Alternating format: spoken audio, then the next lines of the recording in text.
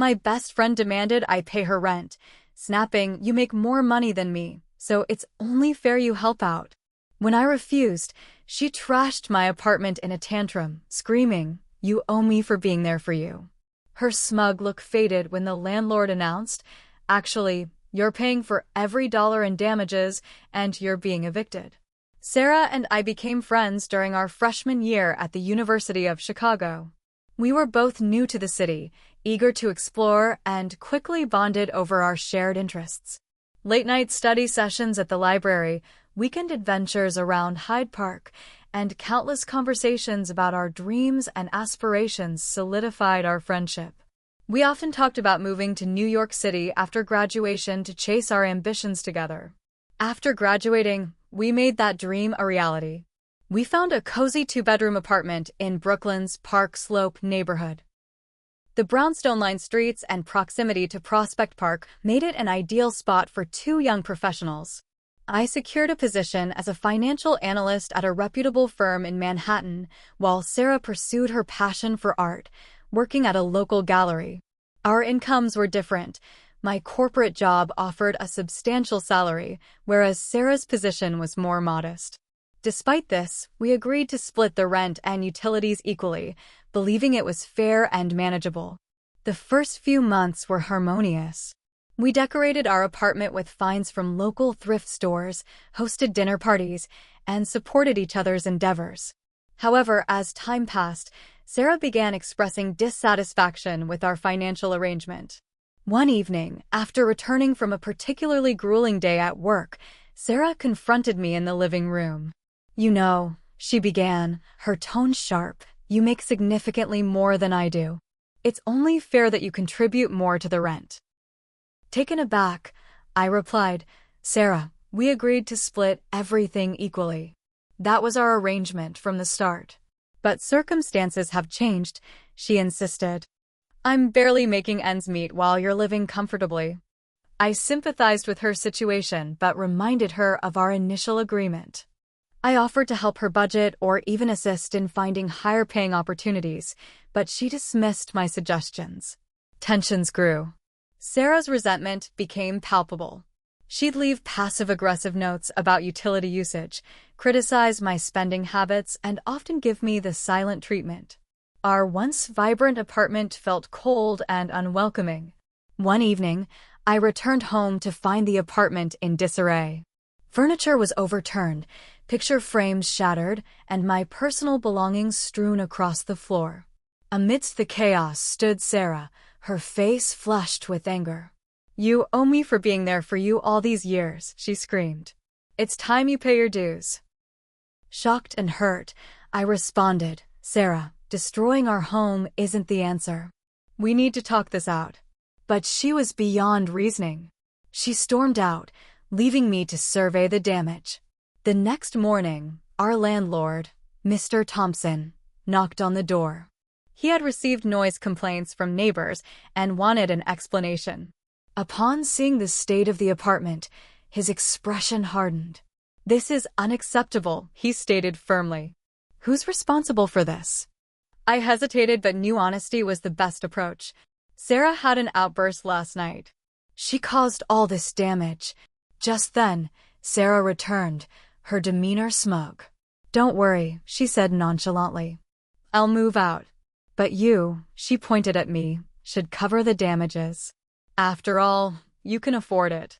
Mr. Thompson's gaze shifted to her. "Actually, Sarah, you'll be paying for every dollar in damages, and you're being evicted." Her smug look faded instantly. "What? You can't do that." "I can and I am," he replied. "Your name is on the lease. You're responsible for this property. Consider this your formal notice." Sarah's face paled. She opened her mouth to argue, but thought better of it. Gathering her things, she left without another word. In the aftermath, I took time to reflect on the situation. Friendships, no matter how deep, can be tested by unforeseen circumstances. It's crucial to have clear agreements and open communication, especially when finances are involved. Sarah and I haven't spoken since that day. I often wonder how she's doing and hope she's found peace. As for me, I've learned the importance of setting boundaries and the value of true friendship. Months later, I received a letter from Sarah. In it, she apologized for her actions, admitting that her pride and financial stress had clouded her judgment. She was undergoing therapy and working towards a more stable future. Reading her words, I felt a mix of relief and sadness. While our friendship couldn't be mended, I wished her well on her journey. Life in New York continued, and I carried the lessons from this experience with me, ensuring that future relationships were built on mutual respect, understanding, and clear communication. I thought it was over when Sarah left. The mess was still there. Broken glass, torn cushions, my laptop screen cracked down the middle. But at least she was gone. I cleaned it all up myself, stayed up past midnight scrubbing wine out of the carpet, and trying not to cry over the dent she left in the front door when she slammed it.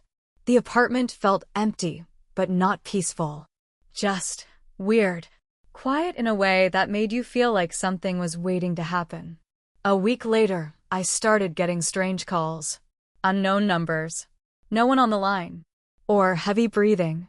Once, someone whispered my name and then hung up. I changed my number. Filed a police report, but they couldn't do anything unless it escalated.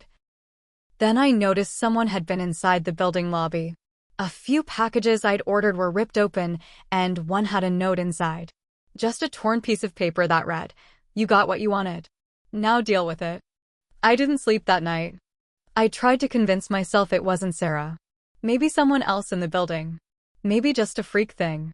But then, a few days later, I saw her. I was walking back from the bodega. It was raining. I had my hood up. When I turned the corner to my street, she was standing at the other end of the block, just watching, arms crossed. She didn't say anything. I stared at her. She didn't move. I stepped forward. She turned and walked off. I told the landlord. He said he'd keep an eye out, but there wasn't much he could do unless she actually tried to come inside again. Then things started disappearing. At first it was small stuff, my charger, a pair of shoes, a notebook. Then my work laptop vanished from my room one afternoon while I was doing laundry downstairs. The door had been locked. No sign of a break-in. I installed a camera. The next day, I checked the footage and almost threw up. Sarah had a key. She'd been coming in while I was out. She knew my schedule. She knew when I worked late. She'd even eaten food from the fridge. She wasn't stealing much, just enough to freak me out. But it was enough. I called the cops. Again. They came. I showed them the footage. They finally took it seriously. She was charged with unlawful entry and harassment. They issued a restraining order. She was banned from coming within 500 feet of the building. I thought that would stop her. It didn't. A week later, someone slashed my tires. 2 nights after that, my downstairs neighbor said she saw Sarah sitting on our front steps at 2 a.m., just rocking back and forth, muttering to herself. It didn't feel like revenge anymore. It felt like obsession. I took some time off work. My boss was understanding, but it was clear they were worried. I wasn't sleeping, couldn't concentrate. I barely left the apartment. Every sound made me jump. Then one morning, I got a knock on the door. Not the buzzer. The actual front door. I checked the peephole, 2 plainclothes cops. They asked me if I knew Sarah had been hospitalized. Apparently, she had a breakdown in the middle of a Walgreens in Crown Heights. Screaming about someone stealing her life and how she used to live in Park Slope before everything was ripped away. Security called the cops. She tried to fight them. She was placed in a psychiatric hold. Her parents were notified. I didn't even know she was still in contact with them. I hadn't heard her mention them in years. That should have been the end. But a few days later, I got a call from her mother. I didn't answer the first time, but she kept calling, left voicemails. Finally, I picked up. She asked if I would be willing to come talk to Sarah. That she was getting better, that she needed closure, that I was important to her healing. I said no. Immediately.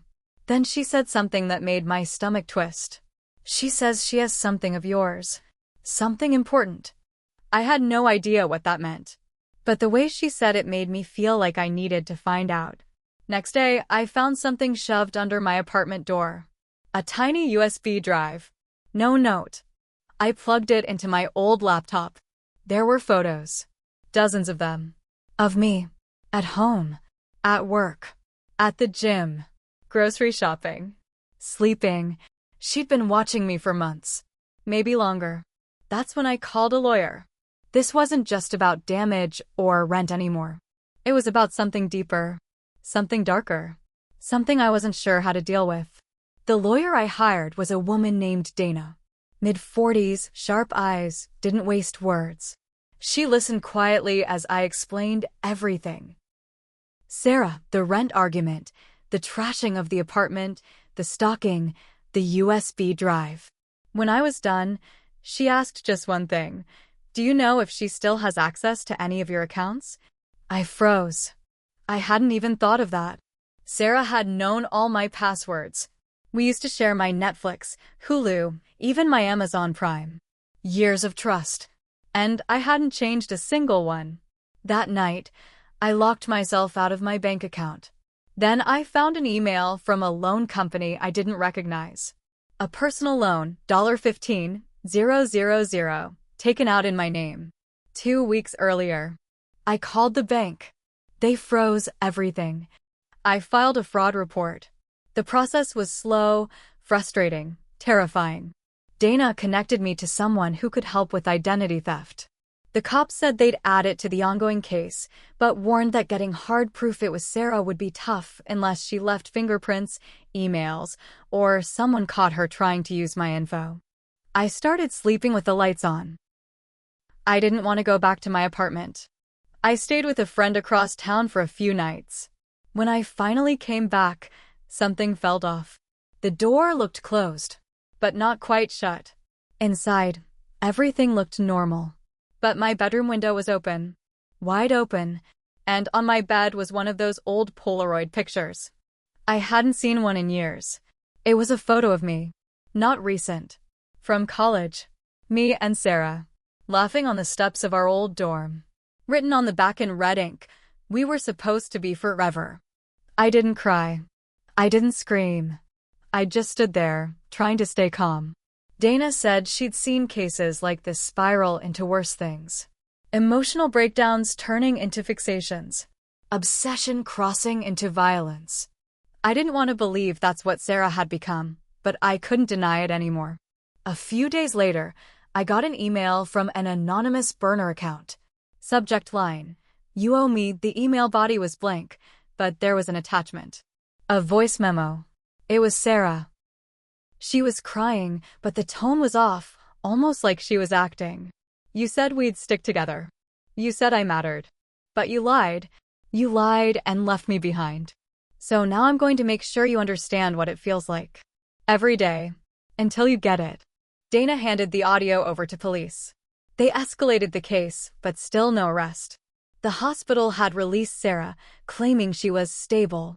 That's when I got served court papers. Sarah was suing me, claiming I emotionally manipulated her, used her financially, then kicked her out in the middle of a mental health crisis. Her lawsuit was filled with half-truths and straight-up lies. She painted herself as the victim, said I drove her to the breakdown, that I was trying to ruin her life. It was absurd. But it meant she had a lawyer now. Someone who believed her enough to file. Dana wasn't fazed. People like her, they thrive on chaos. On dragging you into their world. Stay calm. We'll dismantle this. While we prepared a countersuit for harassment and damages, I kept getting strange packages. A doll with its arms ripped off. A dead plant in a gift box. A used lipstick tube that wasn't mine. No notes. No return addresses. Then I found a burner phone inside my mailbox. Dead battery. No charger. I turned it into the police. They found hundreds of photos on it, most of them of me, but also, weirdly, pictures of Sarah herself, sitting outside my building, walking by my job, even standing across from my friend's house. Like she wanted me to know she could be anywhere. That's when Dana called me at midnight, which she never did. She had found something. Apparently, Sarah had a sealed juvenile record. Something serious. It had been buried, expunged when she turned 18. But Dana had connections. She found court documentation that Sarah had once been institutionalized for threatening another student during high school. Something involving a roommate and a knife. It wasn't just drama. It was a pattern. I changed apartments. Moved to a high-rise with 24-hour security, cameras in the hallway, and a doorman who knew me by name. I didn't tell anyone the address except Dana and my HR rep at work. 2 weeks after the move, a flower arrangement showed up at the lobby. No card. Just my name written in all caps on a piece of torn paper. The security footage showed a woman in a wig and sunglasses dropping it off. She looked right into the camera. Didn't smile. Didn't blink. Walked away. It was her. Sarah wasn't finished. She was getting smarter. Scarier. And somehow she knew where I was. The flower arrangement was the last straw. That night, I sat on the edge of my bed and thought about everything. How we got here, what I missed, how blind I'd been. I didn't want revenge. I just wanted peace. But peace wasn't an option anymore. I had tried everything. Restraining orders, police reports, changing apartments, even hiding. It didn't matter. Sarah kept coming. She was always one step ahead. Always watching. And worst of all, I had let her in. Not just into my home, but into my life. Into my trust. That was my mistake. But hers was thinking I'd never fight back. Dana and I changed the strategy. Instead of just reacting, we started digging. Really digging. We got a private investigator involved. A woman named Carla. She was ex-law enforcement and didn't mess around. She traced the flower delivery back to a burner card purchased at a drugstore in Queens. She pulled old footage, got plate numbers. Traced the car back to a man Sarah had briefly dated, someone she'd manipulated into helping her run errands while pretending she was recovering. The guy cracked under pressure. He didn't know what she was really doing. Said she told him I had abandoned her in a dangerous apartment and stole her money. He even said Sarah had mentioned something about getting proof to ruin my career. That's when Carla found it. An entire fake email account. With my name. Sarah had been emailing my company, pretending to be me. Sending strange, unprofessional messages to HR, bad-mouthing coworkers, even attaching personal photos from my phone, which she must have copied from an old backup when we were still living together. She was trying to destroy my job from the inside. Quietly. Slowly. Dana called it identity-based sabotage. It was serious. I had no clue how far it had gone until we confronted my HR department with everything. To my horror, they had a file on me. A thick one. They'd been building a case against me, thinking I'd been unraveling for months. When I showed them the real story, the footage, the police reports, the court case, the burner phone photos, they were stunned. They put me on paid leave, apologized, and launched their own investigation into the damage Sarah had caused. That wasn't enough for me. I gave Dana the green light. We pushed back hard. We updated the lawsuit, added charges. Defamation, stalking, malicious interference with employment, identity theft, emotional distress, financial damages, and unlawful use of personal data. And we requested a full psychological evaluation as part of discovery. That's when everything changed. The court finally forced Sarah to undergo evaluation. What came back shocked even her lawyer. Sarah wasn't just unstable, she was dangerous. Diagnosed with a personality disorder tied to long-term manipulation, delusions, and obsession with control. The doctor said it was unlikely she'd stop without serious intervention. With all that evidence, the court issued a full protective order. She was banned from contacting me in any way ever again. But I knew she'd break it. I was right. Just 2 days after the court ruling, I came home to find my apartment door cracked open again. But this time, she was still inside. She was sitting on my couch, calm as anything, holding a mug of my tea like it was her place. "You took everything," she said quietly. "So I came to take it back." I didn't speak. I pulled out my phone and hit the silent alarm I'd had installed through building security. She stood up, still holding the mug. "You should have just helped me," she said. "That's all I ever wanted. You owe me." "No," I said. "I owed you respect. And I gave you that. But you burned it." Police arrived within minutes. This time, they took her seriously. She resisted, screamed, tried to break a lamp over one of the officers' heads. They took her down hard, right in front of me. She was finally arrested, felony charges this time. Breaking and entering, violating a court order, attempted assault. Her lawyer dropped her the next day. A week later, Dana got a call from the district attorney's office. They were building a case for long-term psychiatric confinement, not just jail. She was deemed a threat to me, to herself, and to others. The last thing I received from her was a letter. It came through the court system, screened and documented. She wrote it from the psychiatric unit. She said I betrayed her, that I never appreciated what she did for me, that she hoped I'd understand the lesson someday. I didn't respond. I moved again, changed all my numbers, accounts, emails. I even left the city for a while. Therapy helped. So did time. But trust, that took longer. Looking back, my biggest mistake wasn't refusing to help her with rent. It wasn't even ignoring the early red flags. It was letting guilt make me stay when things first started to turn. I thought loyalty meant standing by someone no matter what. But sometimes, loyalty is just a slow way to bleed. I didn't want revenge.